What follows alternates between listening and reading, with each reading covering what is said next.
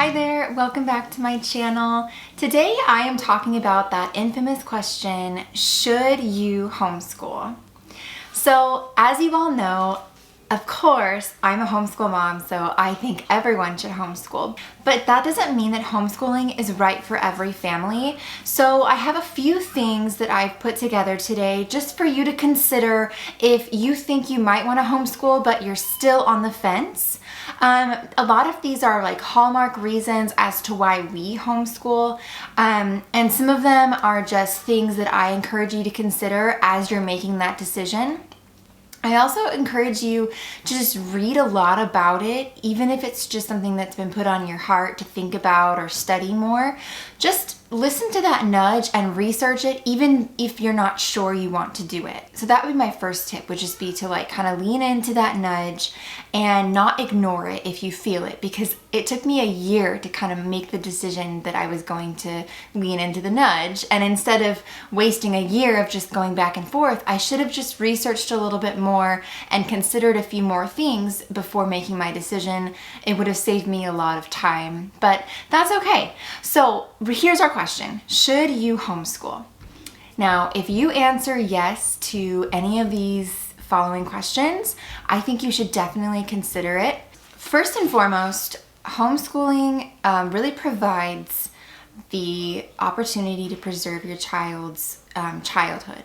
So the opportunity to take their innocent little minds and preserve them for as long as possible. And that is kind of the first reason that I encourage you to consider homeschooling, is because that innocence remains a lot longer, because they're not subject to that peer influence that happens when children are around their peers and only their peers all day long. One book that I'll recommend is Hold On to Your Kids. It's called Hold On to Your Kids, Why Parents Need to Matter More Than Peers. And it just is the truth that you're around your parents a lot more when you homeschool versus your peers. That's just how it is. So if you are concerned about peer influence, if you're concerned about your children being around certain influences that you're not really kosher with, then I encourage you to consider homeschooling. And then also, if you really want to preserve that innocence for your child, that time, spent playing and thinking and just being a little kid and not worrying about the worries of the world or the social bullying that's going on, if you don't want to have your child think about that for a few years, then just homeschool.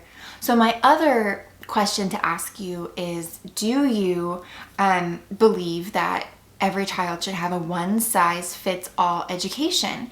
And if you don't believe that, then homeschooling is definitely the answer for you, because as a former teacher, I had to teach to the middle because that's just what I had time for.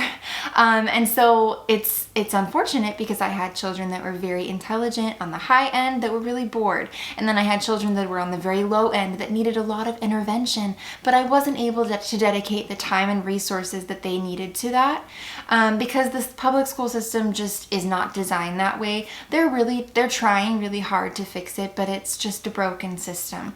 And that's, every district has an exception.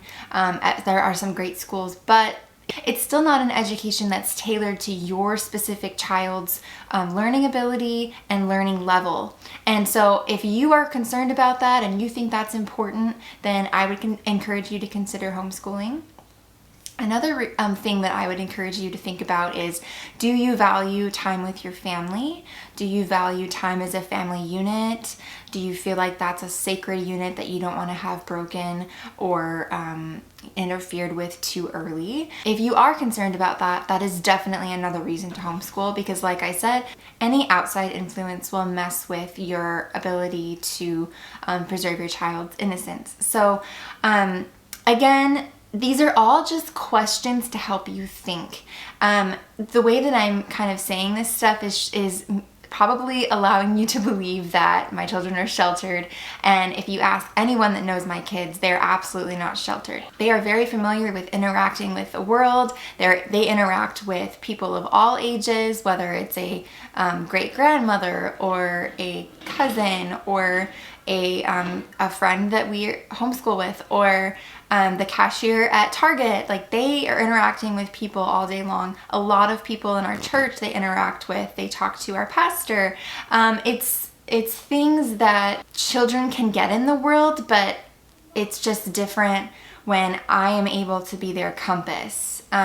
So it's very important that the parent is the one that's preserving that innocence and kind of guiding the child, because we have our child's best interest at heart. And I want to read to you a quote about that. From an early age, we thrust our children into many situations and interactions that encourage peer orientation. Unwittingly, we promote the very phenomenon that in the long term erodes the only sound basis of healthy development: children's attachment to the adults responsible for their nurturing. So like I said, the adult is supposed to be the compass for the child. And if we are neglecting our duty to be the compass and be the main attachment in their life, we're doing wrong. And so homeschooling provides a really good basis for that, to where you don't even have to think about it. Now, is it possible to have a healthy attachment, adult to child, if your child's in public school? Absolutely. That takes a lot of work and a lot of careful, delicate mindfulness. But it's a lot easier if you homeschool. So if you are concerned with that, which I charge every parent to be concerned with that, I would definitely consider homeschooling. Another person who I obviously admire is Charlotte Mason, and she says in her book, Home Education, maternal love is the first agent in education. We are waking up to our duties, and in proportion as mothers become more highly educated and efficient, they will doubtless feel the more strongly that the education of their children during the first 6 years of life is an undertaking hardly to be entrusted to any hands but their own. And they will take it up as their profession, that is, with the diligence, regularity, and punctuality which men bestow on their professional labors. Now, I'm not going to get into a whole battle of the genders and whether or not women should work. I'm not going to get into that today, because I know I'll have a bunch of people in my comments of my video telling me that I am sexist and that I don't believe that women should be in the workforce. And that is not true. What I do believe is that if a family chooses to have children, a couple chooses to have children, it is definitely in the child's best interest, and I say this both as a mother and as an educator, because I've experienced this firsthand before I became a mother. It is in the child's best interest for the mother to be home with the child and the caregiver to be there, and for the parent to be the compass. The last thing I want to read to you by Charlotte Mason is, it is upon the mothers of the present that the future of the world depends, in even a greater degree than upon the fathers, because it is the mothers who have the sole direction of the children's early, most impressible years. So even if you feel like you can't homeschool until your child is 18, I encourage you to consider just homeschooling for 1 year. And that's kind of where we started. I said to my husband, I want to homeschool. And he said, you're crazy. And I said, well, let's just try it. Let's just try it for a year. And my daughter was only 4. So I'm just like, let's try it for a year. Let's see what happens. And it turns out we fell in love with the lifestyle. We fell in love with the freedom it offers us. And we love the idea of having our family together all the time. We have very flexible schedules. We can travel with my husband if he's traveling for work. We can go on vacations whenever we please. We can go to the pool on a Tuesday and move our lessons to the afternoon. We can wake up whenever we wake up. We don't have to rush out the door in the morning. That's one of the reasons I actually really urge you to consider homeschooling too. Nobody likes rushing. It's impossible for someone to be nice and amiable when they're rushing around. Even myself, when I try really hard to be a cordial, happy person, but when I'm rushing around, I am not joyful. So I really love the slow mornings that it offers us. I also want to mention too that if you are concerned about things being taught in public schools or private schools, such as, sex education or a lot of the political issues we have going on, things like genders and just media in general that is not appropriate for children. I actually read an article the other day about a teacher who was teaching TikTok dances during PE.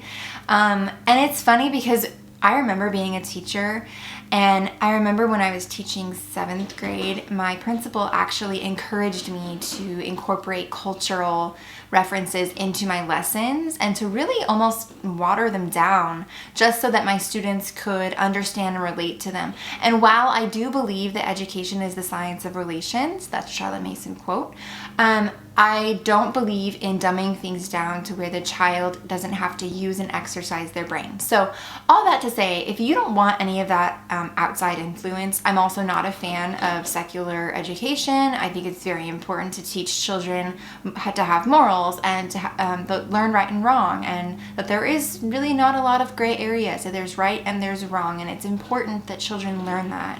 And I believe that, our family being a Christian family, I really want to instill those values and that knowledge through the knowledge of God, the knowledge of man, the knowledge of the universe. I want all of that to be a threefold approach, not just the knowledge of man. So I'm rambling, but my point is, if you think about any of this stuff when you're lying awake at night like I did, I really encourage you to just look into it. I have a post where I share a lot of books that I encourage you to check out if you were thinking about homeschooling. I'm going to link that in the description. And also, I have had so many mothers reach out to me personally via email or DM or over on my Patreon. I have people reach out to me and ask me question after question, and should I do this? Should I not? I'm so confused. I don't know what this means. Should I homeschool? All the things. So reach out to me. I'm happy to help you, and let me know if you have any questions, and hopefully this didn't step on your toes too much and was helpful and not frustrating for you. If you have any friends that you know are considering homeschooling, I would love if you would share this video with them, because I feel like it might provide a little bit of clarity. Next week, I want to share with you guys a homeschool styles video that might help you kind of find what style of homeschool you might be interested in. As you all know, the Charlotte Mason method is very dear to me, and it's been a wonderful fit for our family. That won't be the case for your family or someone else's family. There are many other ways to homeschool. So in order to kind of reach a wider audience, I'm going to share a few different styles that I actually considered personally and that are very popular in the homeschooling community. So stay tuned for that, and hopefully this was helpful for you. Thank you so much for watching, and I'll see you next time.